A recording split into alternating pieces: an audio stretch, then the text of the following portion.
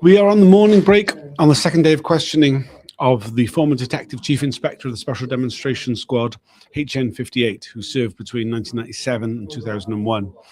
This morning, he's been questioned about the deployment of HN81, cover name Dave Hagan, who was infiltrated into the Movement for Justice and reported very significantly on the Stephen Lawrence Justice Campaign, the Stephen Lawrence Family Support Group, the Stephen Lawrence Inquiry. We've seen a lot of his reports this morning.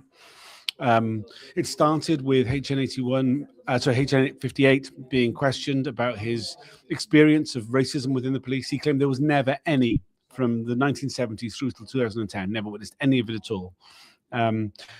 He went on, I think it's fair to say, to not really understand the gravity of the questions he was being asked. He has consistently claimed not to recall. He has been forced to admit that it was not proper police reporting on the Lawrence family and on the developments within the campaign. What have you made of it, Donald? Doesn't sound a strong man. It doesn't sound a strong man at all. Yesterday we had quite, ending quite a powerful note. He sounds meek. Can't really remember. When pushed, he will agree that reporting was wrong, or he accepts the obvious, in the way that a lot of the other managers have tried to dodge around, tried to play footloose, attack definitions, tell us that we're just not looking at the right way. He's just, there's a weariness to him. He's just like, yeah, and it comes, and it's a dreadful listen, but in many ways we're getting a little bit closer to the truth. He's accepting that this shouldn't have happened. That was essentially a spy, a Lawrence family campaign. Yeah, I mean, he admitted that directly. Yeah, that that there was a spy where the intelligence that was being gathered was possibly being used. They were gathering information on the family. They just wanted to find that information on anything. He's holding the line that they weren't targeting family because of the McPherson inquiry. It was all still public order, but Barr's very carefully taking him through the documents, through the pronunciations at the time, through the evidence of people like Neville Lawrence, basically saying the facts on the ground don't support you. The family were saying we don't want any trouble. The campaigns were saying we're not interested in trouble. His the strongest argument. He's saying that as the UP were moving for justice were very militant. Yeah. And okay, and David Barr puts a nice question. Well, that could mean anything. And he brings it back to it's like, well, a vociferous demonstration is not a public order issue, really, is it? It's not. It's still illegal. So why are you there? I mean, I think it really needs to be repeated that it is this particular sequence of reports that really created the political pressure that caused this particular inquiry to take place. And I don't think the significance of that is really landing with the witness today. I don't think he really realizes how key this is to the decisions that John Mitting has to make. At the end of the session, Mitting intervened. He asked the witness to reflect on the answers that he's been given. He said he believes that he has conceded quite rightly that it was not proper policing reporting that took place against the Lawrence family, but he didn't do anything to stop it. And Mitting wants to know why not. Over the next 15 minutes, he's given him the opportunity to reflect, and he wants an answer when we go back in. I don't know as we're going to get any sort of, I mean, we don't get any long answers from HN58. It's not just that the majority of the time he doesn't recall, but also when he does concede a point, it's monosyllabic most of the time. Yeah, and it's almost like incidental. It's like, yeah. You could be right, you could be wrong. I'm not going to disagree. It's his version of the I'm not going to disagree with you, which a number of the other officers have taken up. But Mitting's question is very interesting. He's intervening a lot more at the moment. He seems to be very determined to get to the nub of the truth of points around this, and particularly he's very excited by what the managers actually knew. My personal reading of it is where the managers actually managing. where they simply continuing a pattern of not just what was in the SDS, but the entirety of Special Branch. Because let's forget, these reports weren't just going into Special Branch files and forgotten about. They were being disseminated, and nobody else caused thing. And I think we'll really see this when we get to some of the higher up managers like Black and Pierce. It's like they didn't have to manage, inverted commas, manage, because everybody was doing what they were supposed to do. There's not the mythic is asked the question: is this exceptional? Is this a momentary failure? And I think the real answer is no. This is business as usual. Yeah, it's not exceptional in any way. And had been any other issue, it'd have been the same responses. Yeah, absolutely. I think one of the sequences which I think was particularly pertinent, it was one of the longer answers we got from HN58, was when the section of one of the reports that said that the Lawrence family were only interested in confronting the police or the Met Police on political grounds.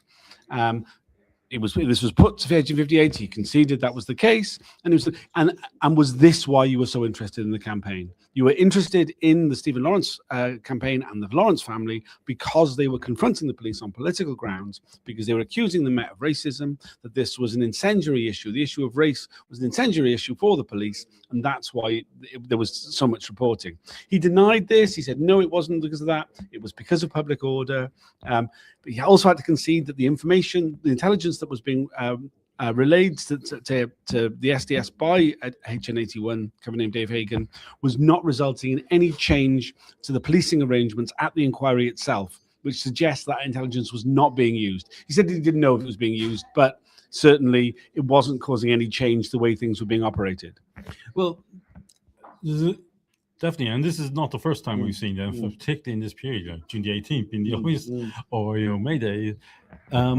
The question is the material being so utterly sanitized in desperation to protect the officers that what is being passed on is entirely useless? It's like, oh, well, people might raise their voices, or there may be numbers, we don't know. It just becomes sanitized, applying to be anodyne and irrelevant. And unfortunately, we are just not seeing that. We are seeing that there's a public order intelligence unit being set up by public order branch to police the McPherson stuff.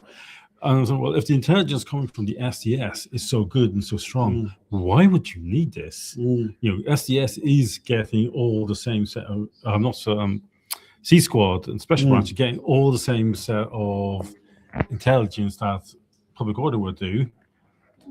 The only exception is what's coming from the undercovers, but it's clear that's not enough. So intelligence gathering for its own sake. Yeah, absolutely. I mean, it's interesting that the Detective Chief Inspector who replaces HN58, Mike Dell, has a very, very different understanding of what the point of the SDS is.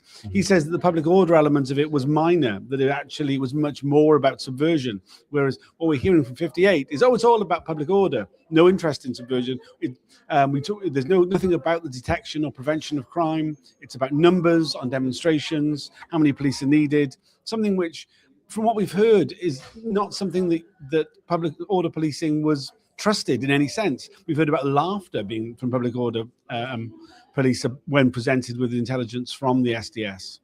And there was a phrase used in the previous evidence that, I think it was actually in Dell, where it's like public order was used there to justify the unit. It wasn't really, it was like the little thing that you polished the third. Yes. But reality, it's stating. But there's something else in that contradiction, which is, it gets touched on occasionally. It's like, what sort of handover did you get? Right, yes. And in one of them, it's like they got next to no handover. Like in Dell's case, he just walked out to the unit. Yeah. And didn't even do a handover. So there's no policy documents. So each manager that's coming in is essentially doing what they feel like. One manager will go, we would never spy on trade unions and family justice campaigns. The next manager will, I felt like it. Yeah. But there's no oversight. And higher up, we just trusted the managers. We didn't ask them. Nobody's asking any questions. It's just like everything just, the ball is rolling. Individual people are just doing what they want. There's no actual oversight. Yeah. I think that something else I'd really like to address is that we really get the impression that the current witness, much like most of the witnesses, has no respect for this process, He's denying everything he can, claiming to forget most things. And it's this sort of cavalier attitude towards what is a legal instrument of the state that they purport to serve, which is totally understandable, given whilst they were serving police officers, they didn't respect the law then either. I mean, it's obvious to those who are regularly watching, but I think it bears repeating that, you know, these police officers have no respect for the law. They have no respect for this process, and they are not engaging with it in good faith at all. I mean, I think that's what Mitting was calling him out for when he asked him to reflect, because, quite frankly, I mean, it's just not good enough. Well, I mean, I guess I have respect. Same, yeah, same. I'm upfront about my politics. I am not claiming that I represent any law agency. I am not wielding huge powers which can see people sent to jail for years, if not for life. You know, the sort of powers which people can get battened to death with and get off or shot in the face. I am not claiming any of those powers. I don't have that responsibility. You were given those powers on the ground by the state, that you do exercise responsibility, that you are accountable. Accountability is not something they understand. No, not at all. And this is, you know, every time they say, "Oh, the police uphold the law," this inquiry is showing how untrue that is. How just a bunch of bigots, power control freaks, and just off on their own private missions. And the more you give them secrecy and power, the more they abuse it, because they're set up to abuse it. And just tying to something slightly, you know, concurrent at the moment, this is the fundamental reason why we need the Hillsborough Law. Yes. The duty of candor for people to be upfront and clear and accountable. And the reason the police and MI5 and security services and all these organizations are kicking back is because it threatens them with the one thing they fear more than anything, which is accountability. Yeah, we have seen no candor at all. Just a quick comment here. I totally agree with Tom's post about disrespectful process. Mitting could still withdraw his anonymity if he really wanted to, but of course he won't. Yeah, absolutely. I mean, it's totally untenable that HN58 has got that anonymity. It's only a short break. We better go back in. We'll be starting up again in a moment. Thanks to everyone who's liked, shared, subscribed. It really helps. Please join them.